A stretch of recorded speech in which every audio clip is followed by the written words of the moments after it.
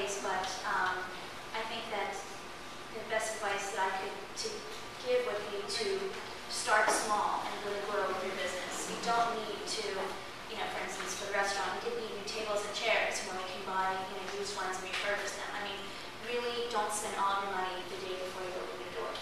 Really grow with your business, and so you have backup money, because you're going to need that backup money for things that the things that come up that you have no idea that you can think of.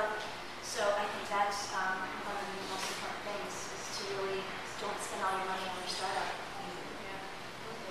Yeah, I mean, I feel like that too. I think that's a great point, because I know for me, I looked into an investor when I first started, and he said, yes, I believe in you. I can give you this money because I believe that you can do great things with this money. And then there was one piece that said, and I learned as a Girl Scout, when in doubt, don't.